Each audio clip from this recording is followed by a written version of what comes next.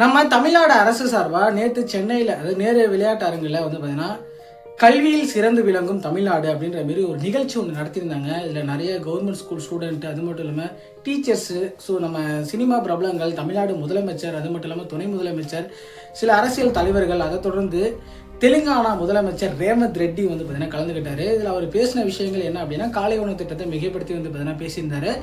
இதை தமிழகத்திலையும் தாண்டி நம்ம தெலுங்கானாவில் இம்ப்ளிமெண்ட் பண்ணோம் அப்படின்ற மாரி தமிழகத்தில் எந்த அளவுக்கு இன்ஃப்ராஸ்ட்ரக்சர் கல்வியில் சிறந்து விளங்குதோ அதேமாரி தெலுங்கானாலையும் கொண்டு வருவோம் அப்படின்ற மாரி சொல்லியிருந்தாங்க. இப்போ தமிழ்நாட்டில் வந்து பார்த்தீங்கன்னா ஸோ பேருந்து வசதி, பெண்களுக்கான விடியல் பயணம் அப்படின்ற மாரி தெலுங்கானாலையும் கொண்டு வந்திருக்காங்க. ஸோ இது வந்து ஒரு நல்ல திட்டம் அப்படின்றத சொல்லியிருந்தாலும் இப்போ இருக்கிற ஒரு கவர்மெண்ட்டை பற்றி மிகப்படுத்தி சொல்லணும் அப்படின்னா நிறைய ஸ்கீம்ஸ் கொண்டு வந்திருக்காங்க. நான்முதல்வர் திட்டம், அது மட்டும் இல்லாமல் புதுமை பெண் திட்டம், தமிழ் புதல்வன் திட்டம் அப்படின்ற மாரி எஜுகேஷனுக்கு என்னதான் கொண்டு வந்தாலும் சில ஸ்கீம்ஸ் ஸ்டாப் பண்ணியிருக்காங்கன்றது ரொம்ப வருத்தத்தரக்கூடிய விஷயம். இந்த லேப்டாப் ஸ்கீமாக இருக்கட்டும், இது எல்லாத்துக்கும் ரொம்ப இம்பார்ட்டண்டாக இருந்துச்சு. இந்த ஸ்கீமை ஸ்டாப் பண்ணியிருக்காங்க, அதான் ரொம்ப கஷ்டம் அப்படின்றது.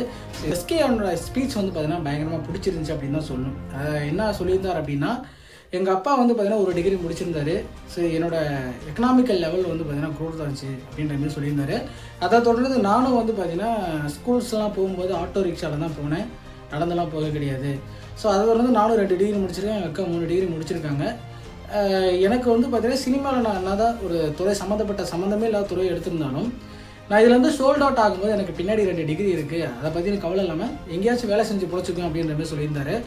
ஸோ என்ன தான் சினிமாவில் வந்து பார்த்தீங்கன்னா ஹை லெவலில் இருந்தாலும் எனக்காச்சும் ஒரு நாள் டிசர்வ், அதாவது நம்ம சினிமா விட்டு வெளியே வந்தாலும் நமக்கு படிப்புன்னு ஒன்று இருக்கும்போது கவலைப்பட தேவையில்லை அப்படின்ற மாரி சிவகார்த்திகேயன் கூறியிருக்கார். இது ரொம்ப நல்ல விஷயம்.